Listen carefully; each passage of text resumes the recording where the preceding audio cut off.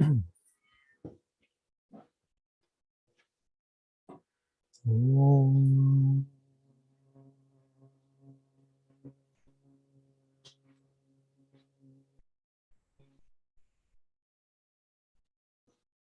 Jnanatimirandasya Jnananjana-shalakaya Chakshurunmilitam Yena Tasmai Shri Gurave Namaha. Namashreshtam Manumapi Satchiputram Atra Sarupam Rupam Tasya Grajamuru Purim Mathurim Gostavatim Radha Kundam Girivaram Maho Radhikamadhavasam Prapto Yasya Pratita Gripaya Shri Gurum Tam Natusmi Vancha Kalpatarubhyascha Kripa Sindhubhyaivacha Patitanam Pavanebhyo Vaishnavebhyo Namo Namaha.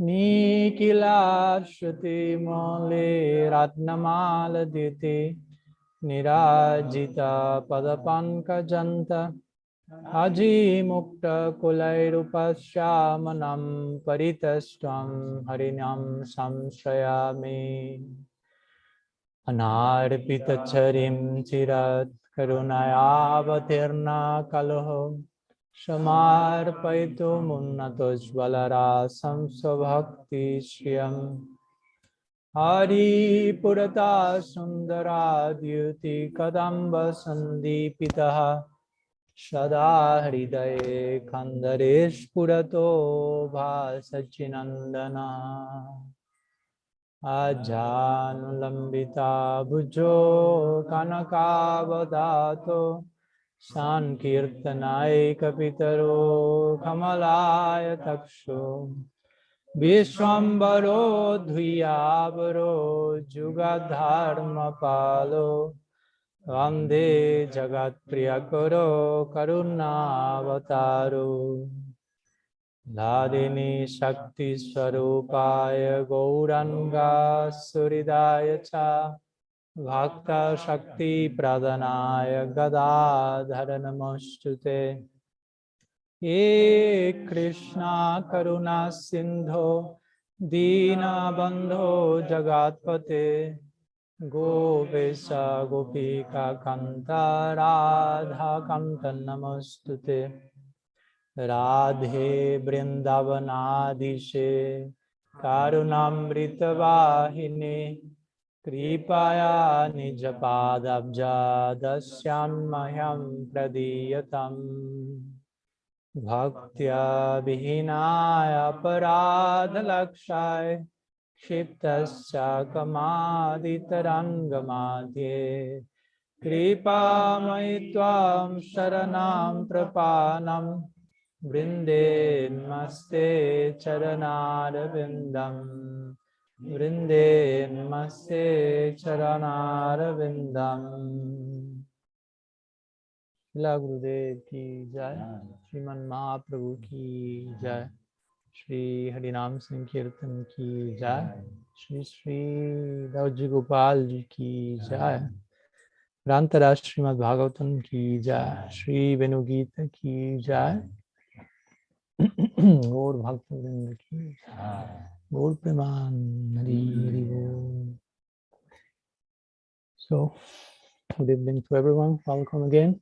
And we are continuing with our series on Sri Venu-gita. Today we have our 12th meeting, and we will be studying verse number 11, starting the second half of the 20 verses of this chapter 21 of 10th canto of Srimad Bhagavatam.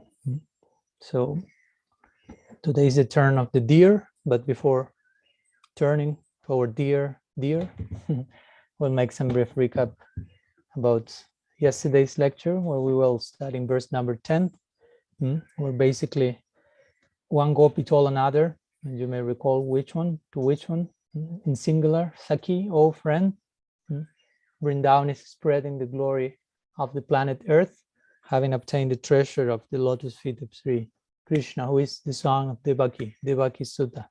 And then second part of the verse speaks about the peacocks being totally maddened, intoxicated when they hear Govinda Venu, the flute of Sri Govinda, and other creatures are on the top of the hills witnessing the performance, the grand event, and all of them becoming stunned, basically. So we mentioned how this verse, according to Sanatana Goswami, was spoken by whom? Lalita Devi to Sri Radha, trying to pacify her in connection to the previous verse when she was lamenting about how the flute was plundering all the nectar from the lips of Krishna. So Lalita was trying to pacify, be happy and appreciate all the wonderful things that are here in Vrindavan. And you are the queen of Vrindavan, so you should be very happy because of that. But of course, another way of appreciating this particular verse is the Gopis or Sri Radha herself reacting to this as, in the previous verse, she said, I want to be born as a flute. In this verse, she will present, I want to be born as Brajaraj, or the dust of Braj, to have that fortune that I want to have, but I'm not able to have.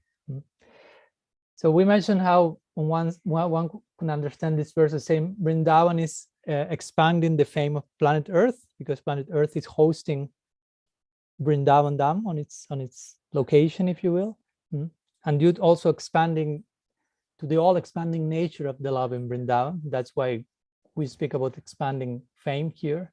Real fame has to do with real love. I mean, we don't care to be famous or recognized by someone else. Inside the department of Maya Shakti, our main interest will be, I want to be acknowledged by those who know what to acknowledge, those who have the seers, those who have real vision, Bhagavan, and those who are his own. I want to be recognized by them. And of course, I can only be recognized by them if I am humble. In this world, you try to be recognized by being proud. And maybe you get recognition, but what's the value of that recognition, and what's the value of the means through which you got that recognition? The two parties are just cheating each other. But if you want to be recognized by great personalities, you yourself have to become somehow that, get closer to that, imparting deep humility and so on. So of course, that's the standard of Vrindavan. If we want to get closer to Braj, always over and over again, despite the esoteric content of each of these verses and sections, you have to bear in mind the underlying foundation of the whole Vrindavan and all that we are sharing is, among other things,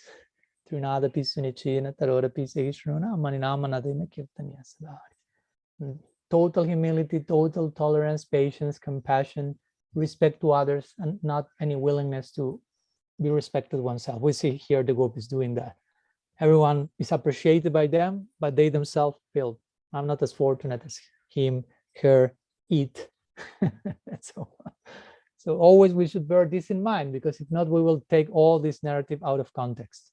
And as we say, a text out of context becomes a pretext. So be careful. You can be using 10th canto as a pretext to go to hell. Everything can happen.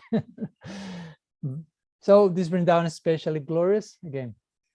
And the planet Earth's fame comes because of that, or the fame of Vrindavan is spread throughout planet Earth. We are witnesses of that, a byproduct of that. And why all this is happening? Because of Krishna's barefoot foot soles walking, rumbling in Vrindavan and leaving its lotus marks. When any other place, even by Kunta, you won't find the marks of the foot soles of Narayan, because he's always wearing sandals or padukas. Yeah, but the Krishna is barefoot, informal.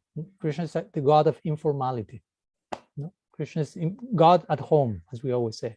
So God at home is no longer God. I mean, he's God, but somewhere else, in the White House, in the governing house, who knows where, by Kunta or something. But at home, he's who he is. He becomes who he is. So I am Bhagavan. As will say, so I am Bhagavan means God when he wants to be himself, not what he wants to be God. When he wants to play God, you have Vaikuntha for that. And when he wants to be himself, and again, for entering there, we want to be ourselves also. We want to be ourselves. So Also, we explained how the term Devaki Sutta employed by the Gopis here could refer to Yashoda Sutta, because they are not referring to Krishna as the son of Devaki. That's not their level of awareness in Braj. And then we described this scene where the peacocks are dancing, surrounding Krishna and covering them with the peacock feathers of their tails and doing this wonderful performance. And Krishna is playing the flute for them. And Krishna is singing in these peacock feathers, Radhanam, the name of his beloved. And he gets further inspired to play the flute, and the peacocks get further inspired to dance. And therefore, Krishna gets further inspired to play the flute. And I could be saying the same thing for 2 hours, and that it's ongoing ad infinitum. And Krishna is having his peacock feather, and so on. So the point is loving interaction, loving reciprocation, love reciprocal offering of each one's heart to each other. The peacocks are offering their heart in the form of dancing and their own feathers. Krishna is offering their heart in the form of flute players, and so on.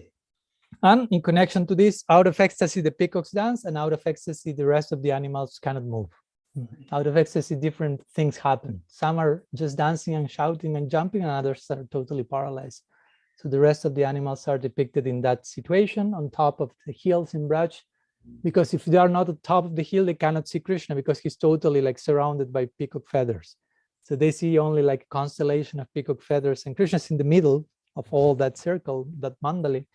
So they go up to the top hills, and from there they have the perfect view of the whole dramatic performance. Now, there is singing, there is dancing, and so on.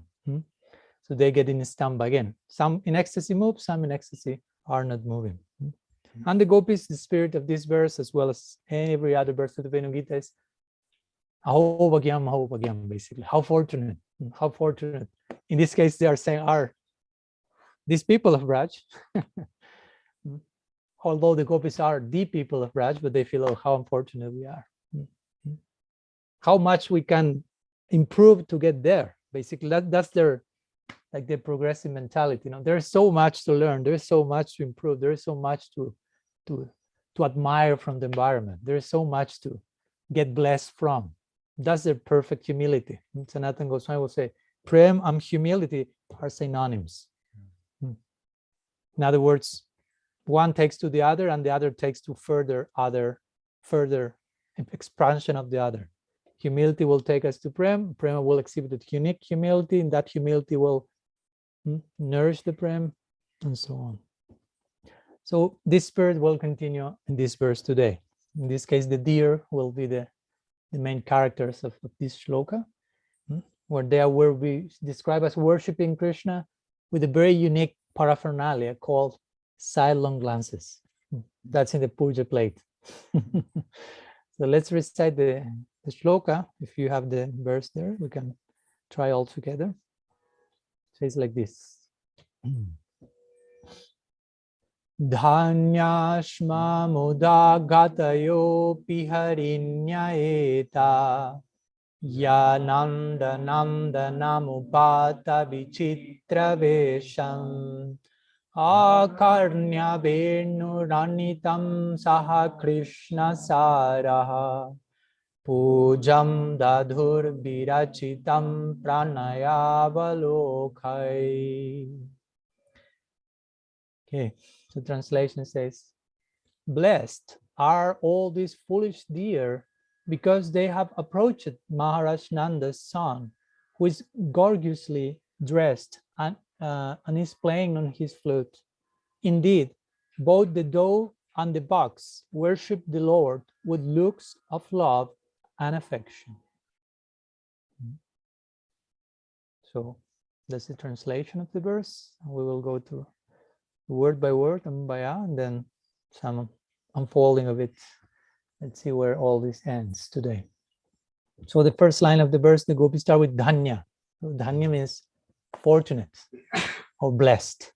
We will explain. Srila Jiva Goswami interestingly connects Dhanya with Dhana. Dhana, what does it mean? Dhana. Like, yeah, wealth or richness. No? Kolokher prema dhana harinam sankirtan. You see, someone who deserves wealth is called Dhanya. Or someone who's not Dainya. Dainya is humility. Interestingly, we will see they're quite close. And dhanya means fortunate. So someone who disturbs wealth is called dhanya. Of course, here the Gopis are speaking about which type of fortune, the wealth of Prem. So the Gopis are appreciating the wealth of Prem present in the deers of Vrindavan. Every species in Vrindavan is full of Prem. Do not forget this. Not only think, the Gopis, the human Brajavasis, but the others are only there in non-moving entities. I mean, if you have Prem, how much non-moving you can be. Even though externally you are not moving, that's nothing compared to the inner movement. So Srila Jiva Goswami, his Harinamamrita Vyakarana, his dictionary, devotional Sanskrit dictionary, he mentions this idea. That those who deserve the wealth of Prem, that type of dhana, are called dhanya. So dhanya shmamodda gatayopi harinya ita. So dhanya shma we mentioned previously, that sometimes it's used as a verse filler when you need to complete the line and the meter with something. Shma is there and can have different meanings. We will see. Generally, it's translated as certainly, and we will see how this expresses different emotional possibilities. Mudha gataya. So mudha gataya means their intelligence is dull. Dull, you say, referring to the deer. We will explain why they are saying that and all the possible meanings of that. P or api, actually, P is an abbreviation of api, which means although. So although these deers, like mostly less complex forms of life, have not very developed intelligence, if you will, in certain terms. So although that, harinya eta, now she will go, harinya is the she deer, is referring to the she deer, the female deer. Etaha means these. So these female deer, although being a less complex form of life, generally not very well known for a very sharp intellect and discrimination, second line, will reply why they're fortunate, because they're saying, oh, it's so fortunate, these less intelligent people. So how to understand the two things? No? Although they may be not that intelligent, in one sense, we will explain, they are fortunate because Yananda Nanda Namupata Vichitra Vesham. It starts to expand the idea. Ya means which, Nanda Nandanam refers to Nanda Nandanam, Sri Krishna, the son of Nanda Maharaj. Upata Vichitra Vesham, which means dressed in a very attractive way. Vichitra means like very captivating, wonderful. Besh, wearing besh. Besh means clothes. So in relation to this Nanda Nandam, wonderfully, expertly dressed, Akarnya Venu Ranitam Saha Krishna Saraha. Third line. Now it starts to describe the good fortune of the deer. Akarnya. What does it mean, akarnya? Means hearing, but hearing completely. We mentioned that in, I think, this second class or something. Sometimes like you say Nanda already means bliss, but you say Ananda means hyper bliss. You say Shrutya, that was one verse in the previous, and then Ashrutya, like hearing completely. So here, akarnya. Karna is another way of saying hearing. Karna means ear, and karnya means hear. So akarnya, after hearing completely, or we also mentioned after hearing very little. Remember that we mentioned that example of the Gopis, just by hearing, they heard the flute and they absorb completely in that, or just by hearing a little bit, they were totally thrown into an ocean of bliss. So akarnya benuranitam, after hearing completely or very little, whatever the case, benuranitam, which means the sound of the flute. The word Venu, you will see, is appearing almost in every verse. We are in the Venu-gita. Saha Krishna Sara. Interestingly, now the Krishna Sara is a name for the husbands of the female deer. So Saha means along with or with. So accompanied by their husbands, the black deer, the Krishna Sara deer, which are the husbands of the female deers. What happened with all this? Why they're fortunate? Still, it's not revealed. Last line for that. Pujam dadhur virachitam pranayavalokai. Pujam means, well, I think you know. Pujam, they worshipped. Pujam dadu, they worshipped. Pujam dadu virachitam, performed. They engage in worship. Pranaya baloke. So this is a very special final revelation. Pranaya avalokai, which affectionate sidelong glances. Pranaya means affection, love, and avaloka means sidelong glances. So that's why the female deer are so fortunate, we will see. Because they will have, although they are less complex form of life, they have the fortune of worshipping Nandanandan with their sidelong glances. They given themselves through those glances, and as we'll see, the Gopis say, they are accompanied by their husbands.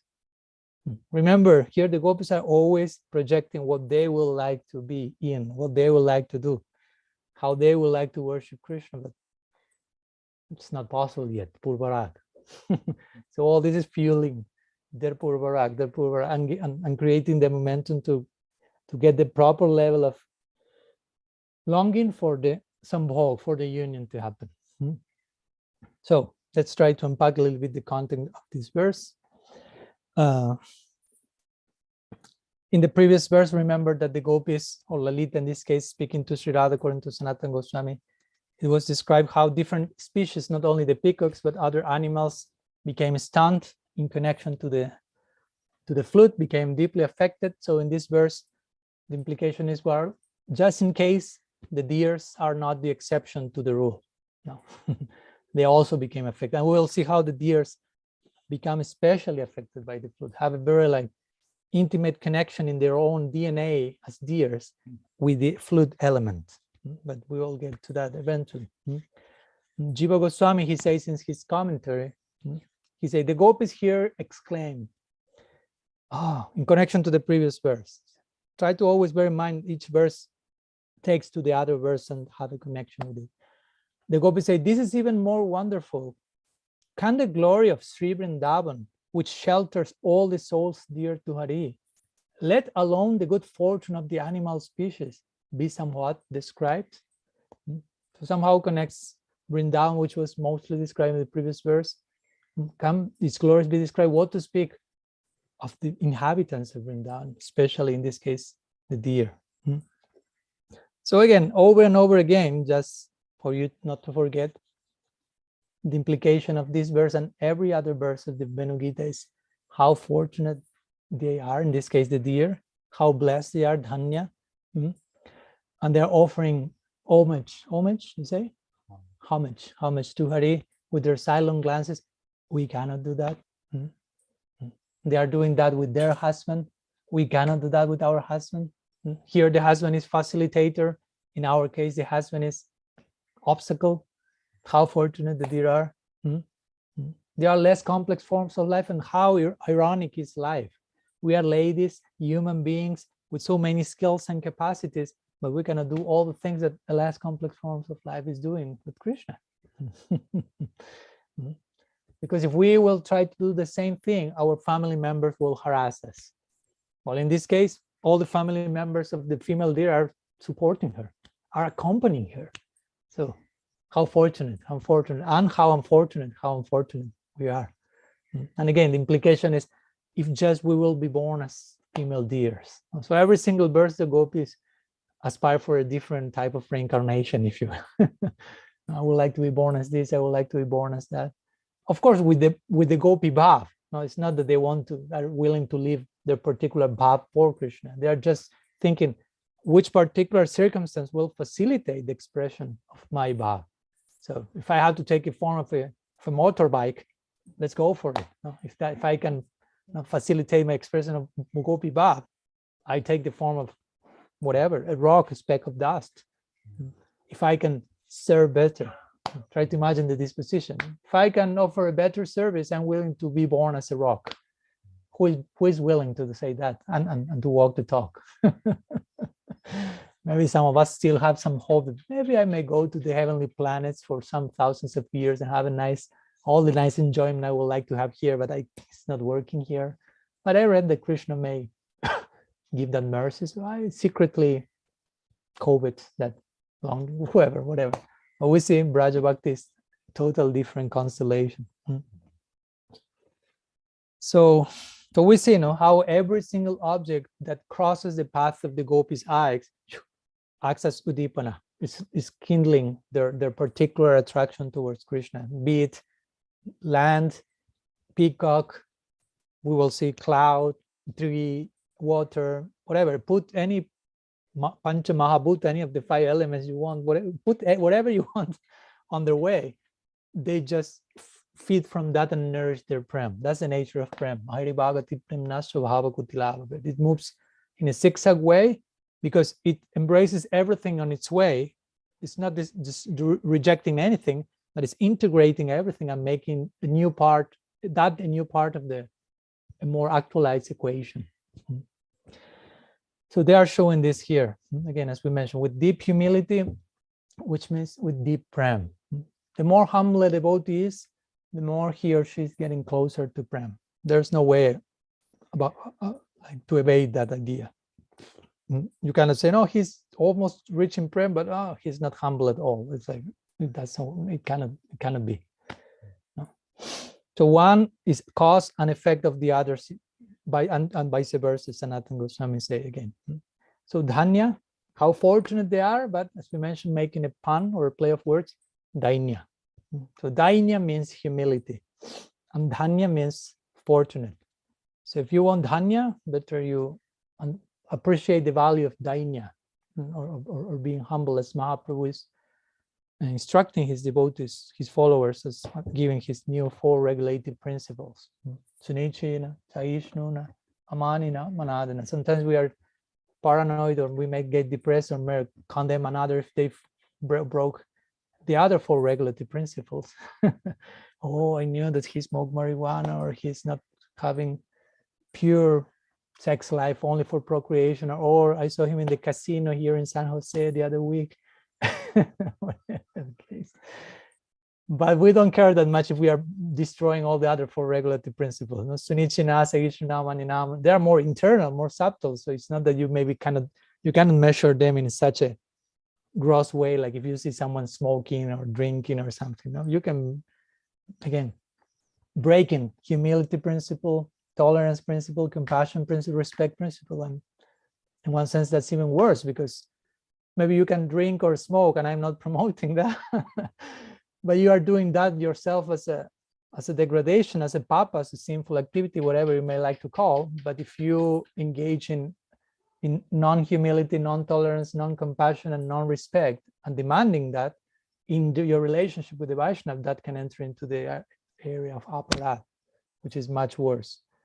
And that's why our acharyas over and over again are telling us, be careful with anger, be careful with envy, be careful with all these things, not because in themselves are aparat, but if you play out those things in connection to the Vaishnavas, that becomes aparat. And that's delicate. I mean, I don't want to traumatize anyone, but I mean, there's a possibility of doing that. And that's why sometimes we do not feel what we should feel according to what Shastra say.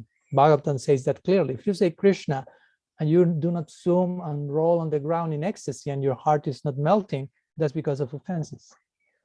I mean, do whatever you like with that statement, but you have to digest that somehow. It's not just like, oh no, that's fanaticism, or that's too extreme. No, I don't want to get neurotic. Okay, I don't want to get either neurotic, but I have to do something with that to understand where I am, where I would like to be, and so on. So again, we see here how the gopis, wherever they see, they nourish from their environment. And how they nourish from their environment? By appreciating the good fortune of the environment above themselves. That's how you can really take advantage of association. Not in an exploitive way, I take advantage, but I appreciate that, and I put everything on top of my head, and I venerate that, and I worship that. The gopis are teaching that here, regarding to the flute, regarding to the peacock, regarding to the deer, and we will see whoever crosses on their path, they offer him pranam to that in the most substantial, integral way. And they are the ones feeling unfortunate. Again, we have to know how to do that without imitating the gopis, but in such a way that is sustainable for us in our stage, and we are getting closer and closer to the Brajavasis standard. They act in such a way that their prime increases. I mean, by the gopis saying everyone is fortunate except for us, it's not that they are falling into a whatever, a well of depression or something. Their prime is increasing. So we have to be expert in being humble in such a way that we are increasing our proximity towards Prem, not getting neurotic, not getting depressed, but also not being proud and forgetting to be humble, because it's so crucial. Remember, Srila Maharaj will say, you want to go to Vrindavan? Okay, another way of speaking Vrindavan is the land of gurus, where everyone and everything is your guru. So all the things that you are trying to apply and exercise in connection to your one guru, Diksha Guru, or to one or two gurus, Diksha, Siksha, however you may, well, you have to apply that to every single atom there. So not to scare you, just to make us aware of where we are going and what is expected from us, for us to enter there. If not, we are not going there. So it's important that we understand, I'm going to a place where even the dust is made of the higher substance than what I am constituted. The dust in Vrindavan is Swarup Shakti. I'm not constituted of Swarup Shakti. So I'm willing to walk in Sirsasana forever. Sirsasana means with your head on the ground, like, and for eternity walk like this, because you are offering pranam to everything in Vrindavan. Everything is worthy of veneration. It's not like, okay, I finished. I can I can look everyone from go. And the environment is very user friendly. Everyone is doing that. Everyone else is doing that. So naturally, we are invited to that. So in this particular verse, the Gopis express all this thinking, oh, these deer are so lucky. You generally see a deer and are not thinking, oh, how lucky, how lucky. But they say, no, being animals, less complex forms of life, they may be devoid of proper discernment. And again, we have taken birth as ladies, as women, human beings with proper intelligence, but we are not lucky enough to meet him as the deer are doing now. Again, Purvarag, try to understand what does it mean to be in Purvarag. How your longing and your hankering makes you see everything in a particular unique way. Like everyone and everything except from us. But that except from us is like updating and actualizing the Gopis Prem more till union comes. That's how you really get union. And you have to be, again, melting in separation. But the Gopis feel like this is the irony of our life. An undiscriminating, less complex form of life has some relationship with Krishna, the deer. And such a person is thousands of times superior than an intelligent person who has no relationship with Krishna. That's the statement of the Gopis. No? Even an animal who has a relationship with Krishna is millions of times higher than a very refined human being who has no relationship with Krishna. Of course, the Gopis think we are those unfortunate human beings who have no relationship with Krishna. So the deer are called here Mudagataya. Mudagataya again means like Muda, you heard the word Muda, Avajananti Muda. Muda is sometimes translated as fool, but basically he refers to how their awareness lacks a good judgment. Again, it's a less complex forms of life, so they are not inquiring in certain layers, basically. But interestingly also, Mudagataya means slow movement. But of course, someone may say, but the deers, are not slow movement. We're not speaking about an elephant. We're speaking about the deer. The deer, try to catch a deer. They are jumping like, So it can refer to two things. One, the slow movements has more to do with inner speed, if you will, like discernment capacity, or also that they are very quick in many senses, but the deer has one weakness, and the Gopis are pointing to this and identifying themselves with that. What's the weakness of the deer? The flute. It's famous that when a hunter plays the flute, the deer just cannot avoid just like feeling called and attracted and hypnotized in that direction and lose all sense of discrimination and just follow the sound of the flute without understanding that's the call of death. And the hunter is playing, the deer is there, the hunter lives there. The flute takes the whatever it is, the net or the arrow, and the deer is still like, what's going on? And of course, another idea in connection to Krishna, who is a hunter of its own type, as we will see, the hunter of Braj. The deers are moving quickly, but when Krishna is the hunter who plays the flute, oh, they start like to move towards the flute, but again, stamba starts to come, paralysis starts to invade the deer. So they are of slow movement. That's another way in which the Gopis can refer to the deers here as mudda kartaya, slow movement, because as they get closer to the sound of the flute, the slower they start to move in ecstasy. But the Gopis are basically going back to the other idea. Basically, the Gopis saying these deer are very naive, very non-intelligent. They are not, in regarding to the flute, they hear the flute for a hunter, and they do not have an idea from the music is coming. They just follow the music. But maybe it's a hunter who is willing to kill them. But they become like mad, just opening their ears and like receiving that sound and running foolishly in that direction. But then the Gopis say that's applicable to an ordinary hunter. But on the other side, that same foolishness that is applicable to an ordinary hunter, its greatness if we apply it to Krishna's flute. Any other flute is danger for the deer, but in connection to Krishna's flute, their foolishness becomes greatness. No? Their lack of discrimination becomes a blessing because they follow the sound of the flute without thinking and leaving everything behind and getting very close to Krishna. Again, all the things that the Gopis will like to do. They're willing to do, running after the flute without discrimination and so on. And they're demonstrating their love for him, as we will see in the form of silent glances.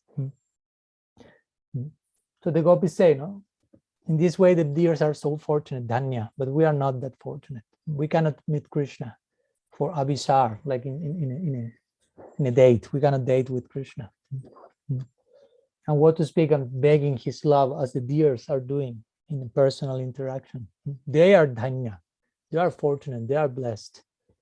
They are worthy, as we mentioned, of the wealth of love, of the dhan, prem dhan, prem dhan. So here the Gopis start to unfold this unique, special connection to the flute that the deer are having, and how the Gopis identify with that specially as well. So every species in Braj gets attracted to the flute, but we see how the deer is attracted to any flute to begin with. The flute and the deer have a very particular connection. So similarly, the deer, like Gopis, sometimes the Gopis are compared with deers, have a very special connection with the flute. And therefore the deers are special, are dear to the Gopis. They kind of empathize with their situation, basically. Interestingly, here in this verse, you have the word etaha. So etaha means these.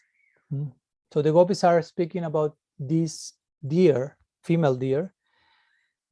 But in Sanskrit, as you may imagine, there are certain rules, grammatical rules, where, for example, you refer to something which is close to you. You use a word. When you refer to something who is far away, you use another word. In English also, we have that. I won't say, here you have that glass. You say, no, not that glass, this glass, Maharaj. The glass is here. But if I tell you, bring me this glass, say, no, bring me that glass. So you have even in English words to indicate proximity or not. So in Sanskrit, it's the same. So etaha here refers to these female deers. But the point is, the deers are not close to the Gopis.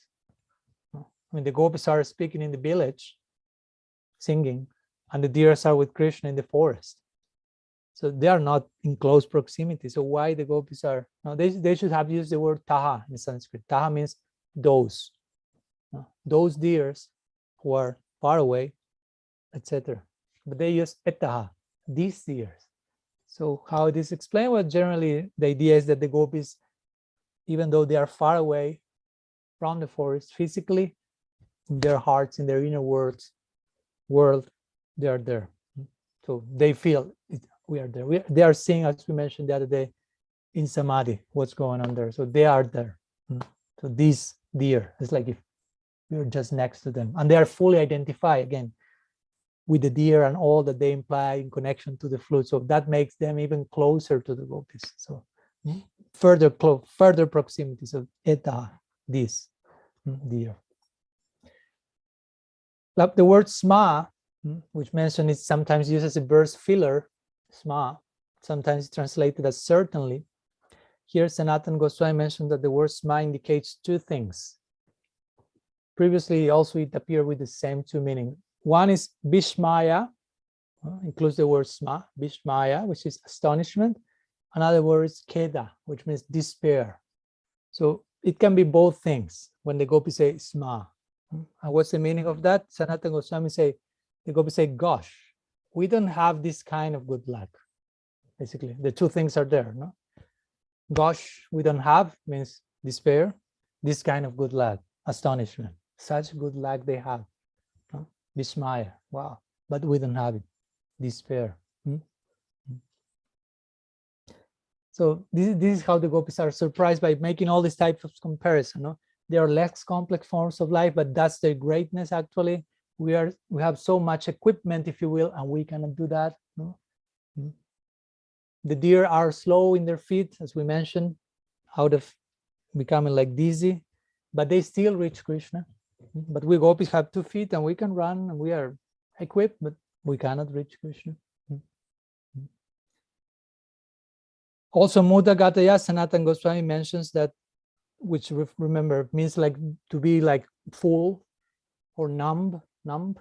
So it means that when the deers hear the flute, they become like all the sensory functions collapse and they become like numb. Brain Gyan Sunya Bhakti, brain dead bhakti in the words of Siddha Maharaj. They lose all discrimination, basically, and then just remain drinking and drinking and drinking. Or he says Muda Gataya means that the standing posture of the deer was like that of numb beings, like again, stamba or something, not moving and just absorbing themselves in drinking the nectar of the flute and looking at Krishna. So in that connection, we could make a parallel with the deer being called through the flute by the hunter. And in this case, Krishna is not an ordinary hunter, but it's an extraordinary one. So Krishna deserves the title, the hunter of Braj, the sweet hunter of Braj. Sometimes it is mentioned that traditionally in Vedic lore, hunting requires 4 things. If you want hunting, you have to have 4 elements for hunting to take place. One is you need a king, because in Vedic tradition, the kings like to hunt. You always hear Kshatriyas going to the forest and to practice and to hunt. So that's there. You need a king first. You need, of course, a bow and arrow. If not, you cannot hunt, basically. Third, you need a forest. You need the proper stage. It's not that I'm going to the supermarket and hunting. There is a particular place where that can happen. And 4, you need the innocent animals, if you will, the targets somehow. So the kings like to hunt, and Krishna is the king of Vrindavan, basically. I mean, he's the prince, his father is the king, but somehow he's the king in terms of affection and how everything revolves around him. So he likes to hunt, basically. He likes to hunt. And it is the poetic analogies he's using the bows. His eyebrows are the bows, sorry. I always make that mistakes for the last 5-10 years, maybe. And I think I will keep doing it. So the eyebrows are the bows, and his glances are the arrows. Vrindavan is the forest, the stage, he is the king, or his face sometimes described as the king. And the deer-like Brajavasis are the naive species that follow the sound of the flute and get like pierced by his loving glance. Again, it seems cruel or something, but actually it's the highest form of loving interaction. And especially the Gopis are identified with the deer, no? Because the deer is like naive, he's like soft, he's the beautiful, simple, and how it reacts to the sound of the flute. So ultimately, this applies to the Gopis here in the Venu-gita. In many places in the Bhagavatam, this is described, how Krishna like prepares for, like a hunter like points to the target and Shoots the arrow. For example, the second verse of the Yugal-gita, which is one of these different Gitas of the Gopis in the 10th canto.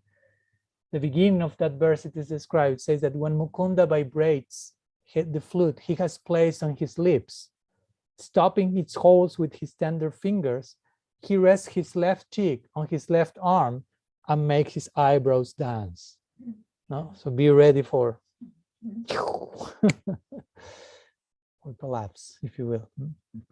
So everywhere, the glances of Krishna have been described in these weapon-like terms. In his Padyavali, which is an anthology of Sanskrit poetry by compilation made by Srila Rupa Goswami, also the Krishna is described as Arakta Dikdanayana, or his glance. Arakta Dikdanayana, which means that Krishna is walking in Braj and his eyes are red, moistened with reddish color. No? Red represents rag.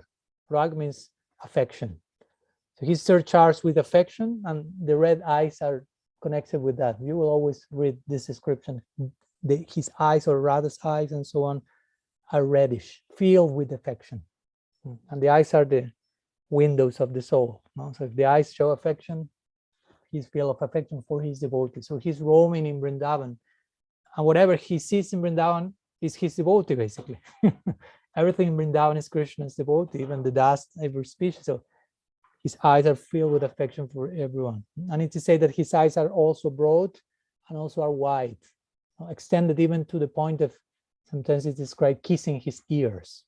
His eyes extend like lotus petals to the point of kissing his ears, with big eyelids, with rolling eyelashes, you say.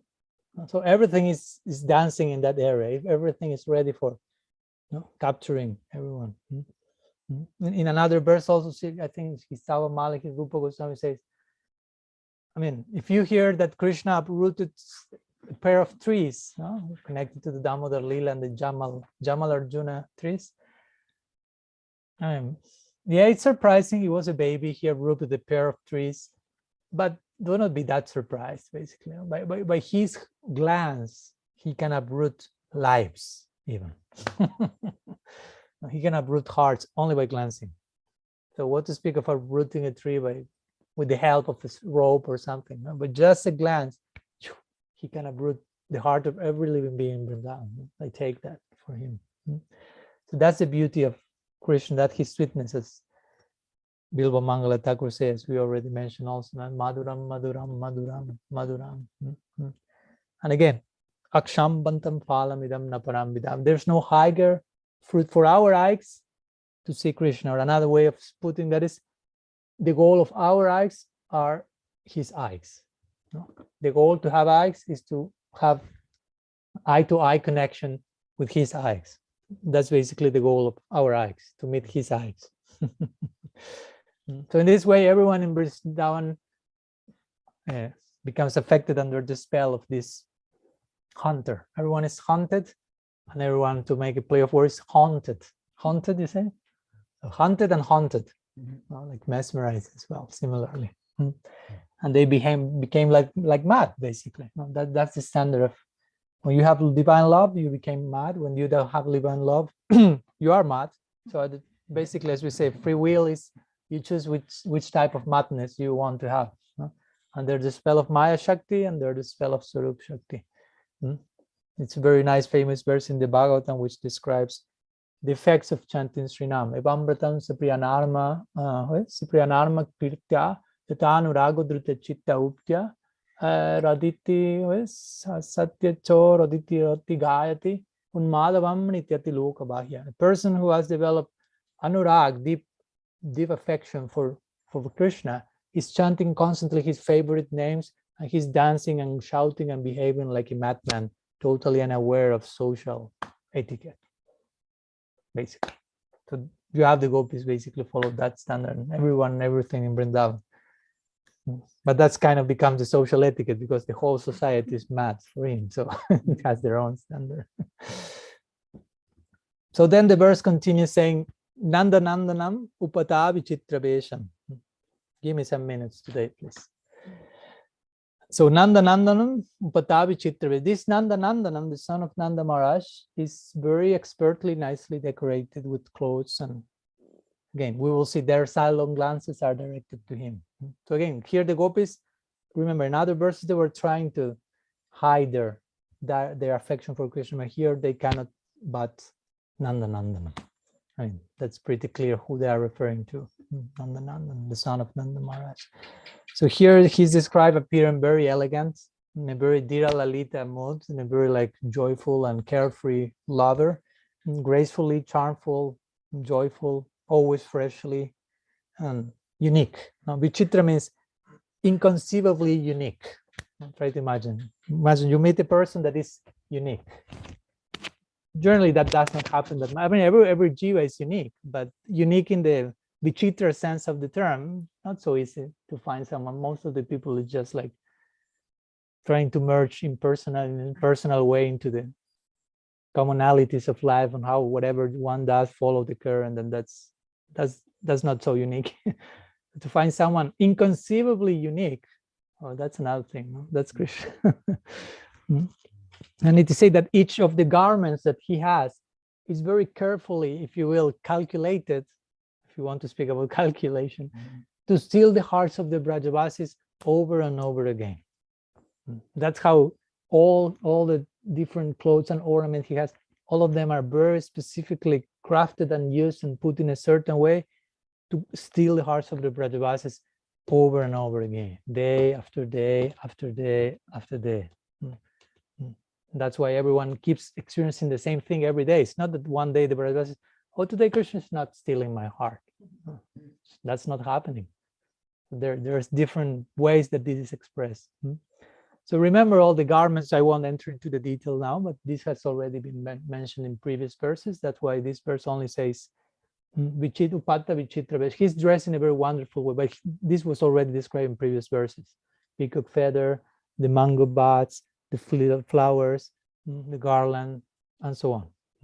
So somehow these verses, as they progress, include many things that were mentioned before, and we have to bear them in mind to make full sense of what they mean here.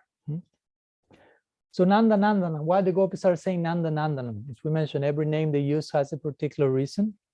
So Nanda means, as we mentioned, one of the meanings is, of course, son of Nanda Maharaj. Nanda means Nanda Maharaj, and Nandana means the son of. But also Nanda, as we say, means what? Ananda, bliss. So if you say Nanda Anandana, it's like saying Ananda Anandana, which basically means he who makes bliss blissful. No? He who makes bliss itself blissful, more blissful, and more blissful. If you understand Nanda, and of course that experience of the Gopis and everyone in Vrindavan, Krishna is the very personification, Ananda Swarup. He's a Ananda Ghana, so the condensed embodiment of bliss. Bliss has a form, as Guru Maharaj will say, the form of love, the form of beauty. We always hear the thing, for example, in the Bhagavatam, it is said once, Jat Viveti Swayam Bayam.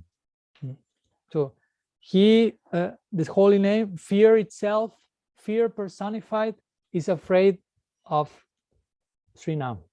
So fear itself is afraid. Sometimes this type of ideas, fear itself is afraid of. So here it says Ananda itself becomes anandized by, by Krishna, by Nanda Nandanam. Sometimes he's called Paramananda, Paramananda Ghanamurtim, the form, the condensed form of supreme bliss. I mean, you can try to use as much words as you can, and still so much is to be left to be said. So his form is Ananda. It's important. No? His form is not like has Ananda or is made of Ananda. He is that. No? Ananda has a form. Bliss has a form. Condensed bliss. Another way why the Gopis are calling Krishna Nanda Nanda, remember, a wife doesn't address her husband directly, but is addressing her through the name of his father. So they are calling Krishna now, oh, you are the son of Nanda. No? They aspire to be married with him, if you will. If you want to know more about Nanda Nandana, you can sing and study Sri Nanda Nanda Astakam. Very nice composition, which Namami Nandanandanam, Namami Nandanandanam, Sucharu Bhaktramandalam, and so on. Very nice Astakam describing beautiful features of Krishna in the context of him being Nandanandam. Also, another possibility for Nandanandam is, again, he is the king, the son of the king, Nandanandan. No? Nanda Maharaj is the king of Braj. So in the same way that the king, as every king goes around the kingdom and speaks with the citizens and hears them, and the citizens reciprocate with the king paying their taxes, making their offerings. Similarly, here we see, I mean, as the king is doing that, similarly, how do you say, the inheritor of the king, the heir to the throne, in this case, Krishna, is doing the same. He's wandering in Vrindavan and interacting with every single species in Vrindavan, and they are paying their taxes by offering their different things, sidelong glances, peacock feathers, their affection in those forms. And of course, the implication is, but except from us, everyone is doing that. We cannot do that. We are deprived. We are in the king, living in the kingdom, but not being part of it somehow.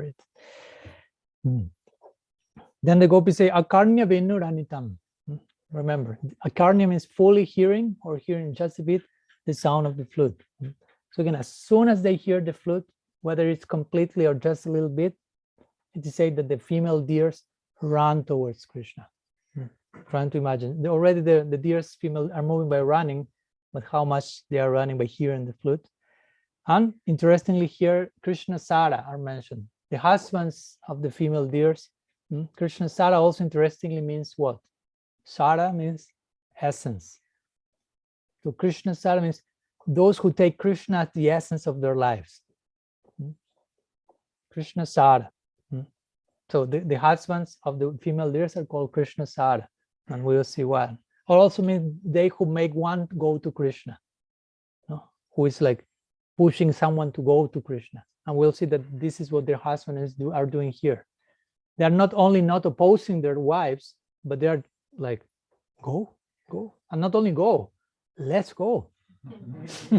So all these layers, not opposing, not only saying go, but let's go, and they're running even first or something. And the Gopis are seeing all that and saying, if just our husbands will behave like that, but they're not Krishna Sara.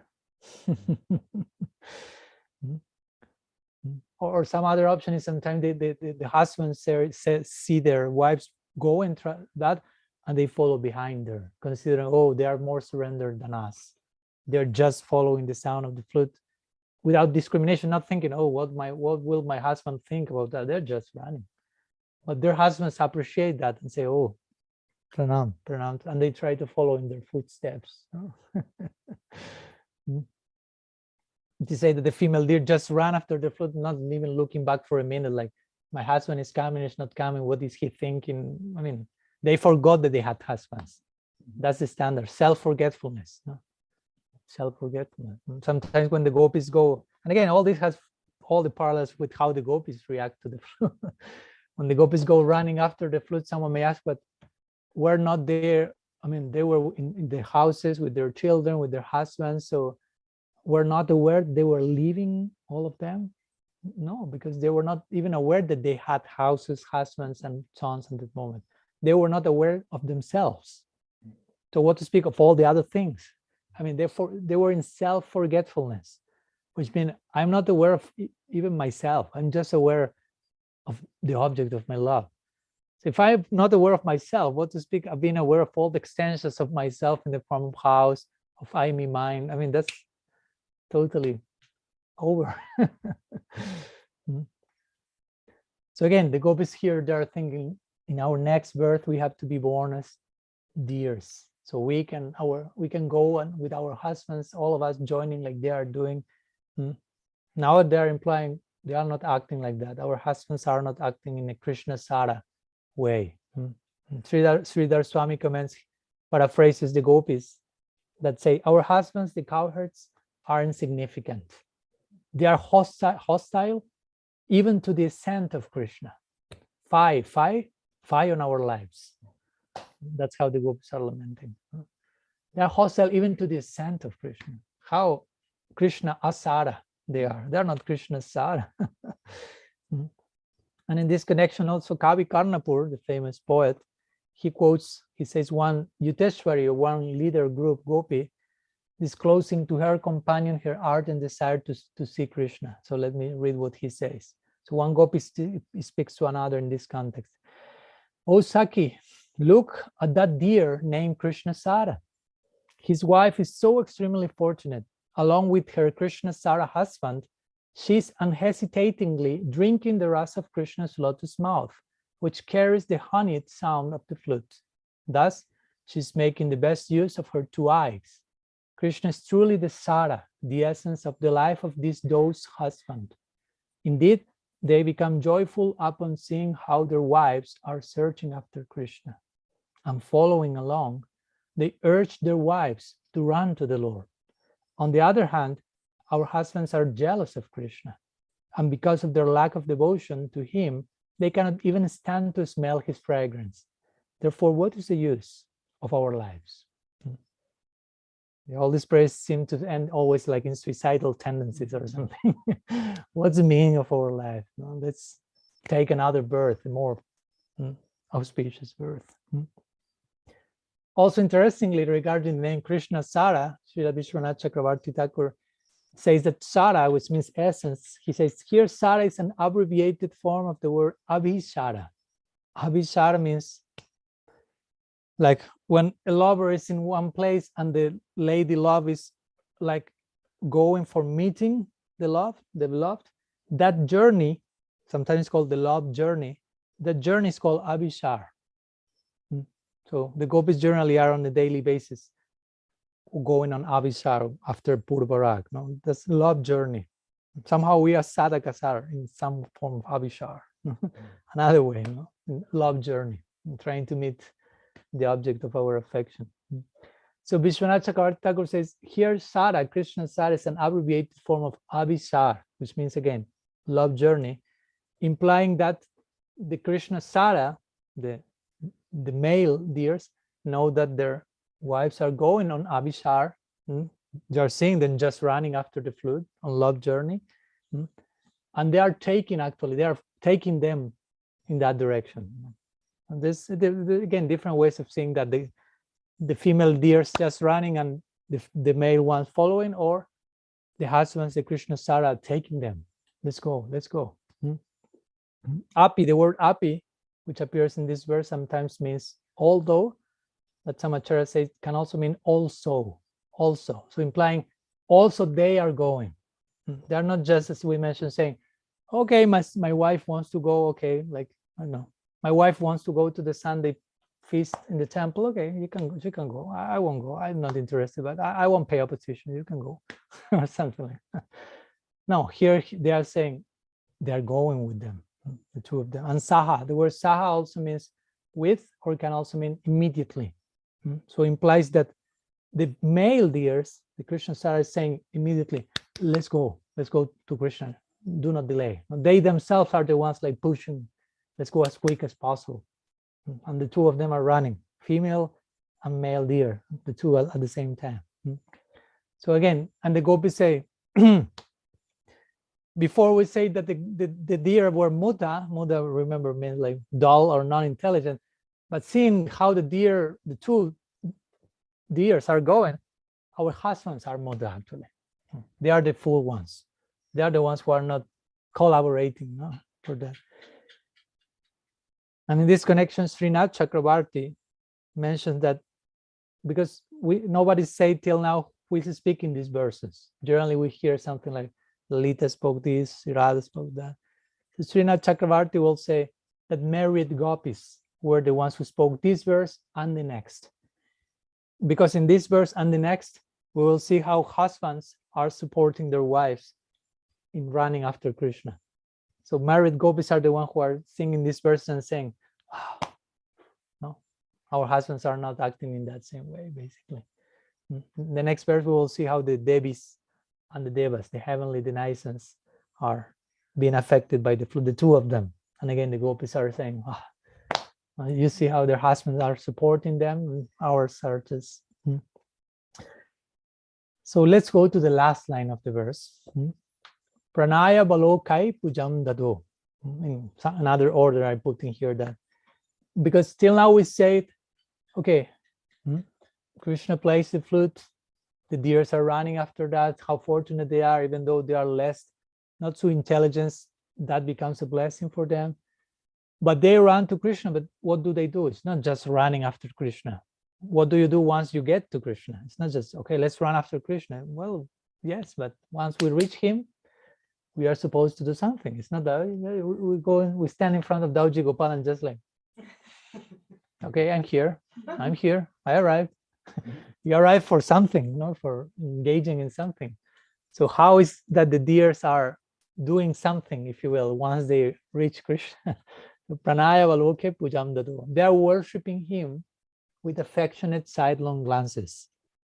That's their puja. The word puja appears here. And they are looking at him. Again, the glance in poetry, in Sanskrit poetry, you may be accustomed. There are different ways, different animals that generally are used as examples for certain things, like the movement of the elephant. You may have heard about, or the walking of the intoxicated elephant, or the very gracious movement of the swan. But whenever whenever we hear about the glances, the deers are the examples of glancing. So of course, that's what's happening here. We hear, I don't know, the dance of the peacock or the singing of the cuckoo. But again, deer glance goes to deer. Generally, you don't see the eyes of the serpent. No, the eyes of the deer. And basically, why the eyes of the deer? Because in one sense, that's the only thing they have to offer. In the sense they don't have feathers, and they are not human beings that can, I don't know, let's prepare some burfi for Krishna or something. But they have their glances. And again, the eyes are the windows of the soul. So that's the only thing they have to offer, but they do fully. Whatever they have, they are offering to the fullest possible degree. And Krishna is fully accepting that. He's not demanding more, right? Only glances. What's that? No, give me something more. Just glances? No, he understands they are giving me the all in all. They're all in all. They themselves are offering through those glances fully. So Krishna is fully satisfied with that. And again, the Gopis are thinking, they're only offering glances, and Krishna fully said, and we could cook, we could dance for him, we could do so many things, but we don't have the chance. Again, over and over again, you have to apply this type of psychology in every aspect of every one of the verses. The Gopis converging in that conclusion. Srila Jiva Goswami comments in connection to this. Okay. The word pujam, that generally is worship, homage, here suggests that those side looks of love attain the status of upachar. The upachar are the ingredients for worship, like when you say, bring the upachar, bring the incense, the lamp, the conch shell, the whatever, all the things that you offer, the chamara, fan, there's upachar. So here he says the upachar for the deer were the silent glances. They attain the status of upachar, which are objects offered in a formal worship. Again, the peacocks had their feathers as upachar. They offered their feathers, as we already know. Here, they are worshiping with glances. Each one has a different puja plate, if you will. The peacocks with whatever they have, the deers with whatever they have. And here the word virachitam comes. Virachitam means perform. So they performed puja, but the word includes the word be. We already explained, the word be means specially, something done in a very special way. In other words, one thing is worship, formal worship, normal worship, 2, 3, 4, 7, 2, 3, whatever, in a more normal way. But the idea with Virachitam is their worship with silent glances was better than all the other type of worships. All formal worships have no comparison with how the deer were worshiping him through silent glances. So in comparison to standard archana, if you will, formal worship, with all varieties of items, big plate full of things and stuff. The arctic of the love-filled deers was high, much higher in comparison. The most excellent form of worship with the glances, basically. That's the standard. In Vrindavan, that's the standard. They don't have the lamp, but their eyes are the lamp of love. They're offering the flower of their hearts. They're offering the water of their tears. As all the ingredients you have in the plate of arctic, the highest devotees already are expressing that naturally through their own sattvic bhavas, different ecstatic symptoms. Like the famous example of Gadadhar Pandit reading the Bhagavad, and Srila Sridhar Maharaj will recite that famous verse. Goswami Prabharo Gadadhara Vibhu Vidur Bhuyam Madekad Gati. And he's reading the Bhagavatam, and he's sometimes the Bhagavatam is worshipped with arctic. Gadadhar was offering arctic to the Bhagavatam, but how? Instead of having a conch shell with water, torrents of tears were coming from his eyes, and that was the offering, the worship, the arctic. And all the letters of the Bhagavatam will disappear, and you have an empty Bhagavat, but it was full because the tears of Gadadhar was there. So Krishna accepts this worship, especially. He himself says in the Gita, Patram Pushpam Phalam Tuyanjomi Bhakti. A little bit of water, a little bit of one leaf, everything is in singular there. A leaf, a flower, a water, but bhakti, he says twice in this verse. So here we have full bhakti. So the external paraphernalia simplifies. The more the offering becomes more elaborate in your heart, generally externally it becomes more and more simple. Like Sanatana Goswami offering to Madan Mohan some little bread, and you say, and where's all the other stuff? Here. In the beginning, there's not that much here, so we engage all our external functions in making something like, because we engage our energy and time in that. But the more it becomes elaborate inside, simplified outside. So that's the complete worship of the deer. Simply casting love-filled silent glances to Krishna, and automatically that includes the offering of all types of articles, basically. Because remember, whatever you have in the arctic plate, incense, ghee lamp, all that also represent the 5 elements: water, fire, air, ether, and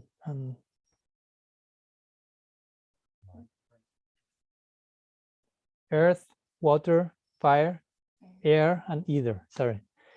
So all of them are represented in incense, and the different functions, which is all of which the world is made. So the idea is with the plate of arctic, one interpretation is offering whatever is in the world is symbolized in this plate first to Krishna, and then whatever comes as a remnant, I accept that. So I deal with everything with Krishna first, and everything becomes prasad. So that's the standard of Vrindavan. I mean, for them, again, everything is related to Krishna, sambandha, full sambandha. Everything is with him in the center. And Sanatana Goswami says here, pranaya avalokai. A plural is used with the silent glances. They are not saying silent glance, but in plural, silent glances, indicating the intense desire and how unsatiated was for her, satiated. So one silent glass after another, and after another, and after another. Continuous offering, continuous drinking of the beauty of Krishna also.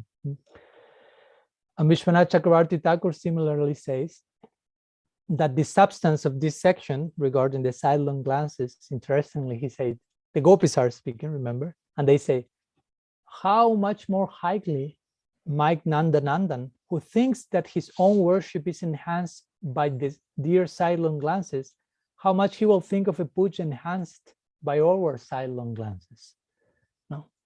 No, if he feels that the silent glance of the deer are enhancing himself, what if we can offer him our silent glance? Again, it all converges into, we want to be there, we want to do that. And something more in this connection is that there's one name of Sri Radha. Since we are speaking about the Gopis, we need to go to the highest one. There are many names, but one of them is Mriganayani, which means she who has deer-like eyes. There are different ways of speaking with that. Nayani, Pakshi, and so on. So she who has deer-like eyes. So some implication given by some Vaishnavas is like here the Gopis are saying to Radha, Well, every time Krishna looks into your eyes, sorry, I say ears before also, no? Okay. He may look into the ears, of course. Every time Krishna looks into your eyes, he remembers the deers, because your eyes are deer-like. But the question is, but does it happen when he does the other way around also? When he looks at the eyes of the deer, does he remember us, Gopis? No. That's basically the implication. With Krishna seeing the eyes of the female deer, is he seeing us in those eyes? Is he reminding you, deer-like, deer-eyed one? That's the only question at this point in the Gopis' heart. Like, is he remembering us? Is he thinking of us? Is he reciprocating with us? Yes, no. Like Gurma says, still some doubt is there. Purvarag, we haven't met yet. But of course, the answer is yes, a big yes. And it is said that the proof comes, or came before, in chapter 15 of the Bhagavatam, 10th canto. Chapter 15, in the section of the Dhanukasur Lila and so on, when Krishna enters the forest with Balaram, and they start to glorify the forest and so on. And again, Krishna, when he's with Balaram, he generally doesn't behave in the same way he behaves when he's not with Balaram. He's with the Gopis, because again, Balaram is Dauji, elder brother, so some etiquette is, some maryada is to be followed there. But Krishna is so agitated by love of the Gopis that in one section he sees the eyes of the deer, and some Gaudiya commentators mentioned that Krishna says, oh, look at these eyes of the deer, they're just like Radha's eyes. So Krishna himself is confirming, yes, when I look into the deer's eyes, I'm remembering you. So interestingly, again, Krishna is acting in a way that is not supposed at that moment, because he's in the midst of, generally he's not saying that to Balaram. He may say that to Priyanarma Sakha, but Balaram is Balaram, Dauji. But here he's like transgressing, if you will, social etiquette that will normally forbid him to speak in such a way in front of Dauji. But he's doing that like out of love. He's transgressing rules, breaking promises. That's the God we worship. As we know, mostly. He's the one who breaks his promise because of the love for his devotees. Bhagavad Gita, what to speak of Vrindavan, just go to the Gita, to Kurukshetra for a moment. He's Dwarkadish Krishna, who is a prince, and he accepts to be the Uber of Arjuna in the battlefield. That's not proper. Proper in the sense of social etiquette. You are a prince. You shouldn't be driving anyone. Everyone should be driving you. But he's driving Arjuna, conquered by his love. And what to speak, as we know, in the midst of the battle, Krishna says, I make the promise not to engage personally in fighting with anyone. He breaks that word at one point, as we know. When Bhishma is about to kill Arjuna, and Krishna says, I don't care. And he takes the famous picture where Krishna is, and Bhishma is like, yes. So again, this should, the implication is this should fill us with hope, because such a loving disposition Krishna has. He's willing to break and transgress often for the sake of his devotees. So we should have hope. The Gita says, Neha bikramana susti pratyabhyayana vidyate swalpamapyasya dharmaya tratimato. Even slight advancement in the path of bhakti, if one is sincerely engaging in that, that will protect one from even the greatest danger. What to speak of permanent deep progress in the practice. So much hope, the point is. Bhakti is so generous. Krishna is so generous. So, and he does not neglect any single devotee. That's his glory. He has to. He's God. He's Krishna. And one says the glory of the Gopis. Here we have Krishna and the Gopis. So the glory of the Gopis is that they gave up everything and everyone for Krishna. That's their glory. But the glory of Krishna is that he cannot give up anyone for anyone. It's not that I leave the Gopis for the Gopas, or I leave Jashoda for Arjuna. Or no, he's not leaving anyone for any other. That's his glory. And that's our hope, if you will. And the glory of the Gopis is their glory, and also it's our hope in its own unique way. So we should develop, again, deep confidence, deep trust, Vishramba, as our Guru Maharaj always teaches us, and by contemplating the generosity, the generous nature of our deity, and of course of the representatives of that deity, our guardians in this life. So we should be full of hope, even in the midst of those difficult moments where some clouds come in between and hope is not being appreciated, and we tend to just drown in a glass of water or something like that. But you cannot even enter into a glass of water. That's why the example is being given. I mean, you are drowning in a glass of, you say that in English also? Oh, in Spanish they say that. Oh, you're drowning in a glass of water. Like implying, I mean, even if you try, you cannot, but it's like, I mean, if you try, you can try, but you are trying, you are forcing that. It cannot happen, but you think it's happening. So there's no point of that, because Krishna is so generous again. So Bhakti is so generous. So we should be full of hope, even especially in those difficult moments that we need to overcome some things, but still we perceive, I'm not up to the occasion, I'm failing again, I'm failing 3,000 times again, no problem. So there are certain lessons which are so deep and high that for you to be passing those lessons, first you need to fail 5,000 times maybe. I mean, you hear Trinada Pisunicena, oh my God, good luck. That's a PhD. That's not like I press the button, okay, Trinada Pisunicena, next lesson, please. No, you have to fail 16,108 times and more till finally you really enter Trinada Pisunicena. And then comes Tarora Pisagishnu. Just to make sure you understand the first one. And then comes the third, Amanina. And just in case you didn't understand Manadana, which is the same thing from the other side, to say, and again, in the process of embracing those ideals, we will make so many mistakes. But that's, if we are doing that sincerely, that's glorious. So we shouldn't get discouraged. We should always bear in mind the bigger picture and the grace of Krishna and the generosity of our guardian. So basically, there's nothing to lose. We just, as the Bhagavatam say, if you fall, what you have to do, the Bhagavatam says, you just wake up and continue practicing, which will be another way of saying continue falling, but in a higher way than before. That's a way of describing progress. Progress means you are engaging in higher mistakes, higher than before. Still, you are making a mistake, but it's higher and it's higher. I mean, it's not a mistake, technically speaking. I mean, if you have the heart in the right place, Krishna has not seen any mistake. He's totally biased by love. So even if my devotee engages in the worst possible thing, for me, he's a saint. So like, what? I mean, that's like extreme. But of course, he says, if his heart is in the right place.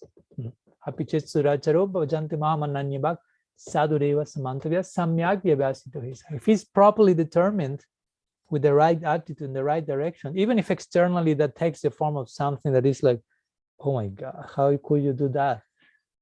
But if the heart is in the right place, I will take charge of that, and everything will eventually reach its ripe, get ripened and give its fruit. So no need to.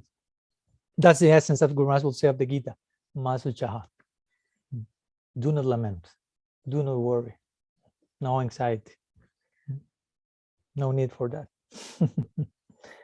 So this way, just we are finishing here. The deers are attracted by the Venu-gita, the sound of the flute. They go to Krishna, they gaze upon him with unbroken glances, without blinking, eyes fulling of loving emotions, silent glances, doing artik to Krishna through their silent glances. And the Gopis, again, in the distance, but being there at the same time in their hearts, witnessing all the situation and dying for doing that themselves, basically, longing it in their own way. Again, not only they can go to Krishna, but in another way, they are feeling Krishna is going to them, because that's the house of the deers is the forest, and Krishna is every day going to the forest. So Krishna is going and visiting them. No. They can also go to him, but he's going to them. We cannot do any of those two things. It's not possible for us yet. basically. And again, their husbands are not opposing, they are facilitating, but us, no? So over and over again comes this concern. So conclusion, let's pray to become deers in our next life. That's how the Gopis conclude this verse. And tomorrow, or I don't know when we continue, the day after tomorrow, I think, we continue with the 12th verse, where we will see how the Gopis contemplate the reaction of the Devis, or the heavenly damsels, to the sound of the flute, and how the Devas themselves join in the celebration, and what that creates in the Gopis' own celebration in their hearts. So we will leave it here. Srila Gurudev ki jai, Sriman Mahaprabhu ki jai, Sri Harinam Sankirtan ki jai, Sri Davji Gopal ki jai, Grantara Srimad Bhagavatam ki jai, Sri Venu-gita ki jai, Gaur Bhakta Vrinda ki jai, Gaur Premanam. Vancha kalpatarubhya kripa sindhubhya eva cha patitanam bhavanebhyo vaishnavebhyo namo namaha. Vande nanda brajastrinam padarenum abhikshta sajasam harikatotkitam punati bhuvanatri. Jai Gaur Hari Bol.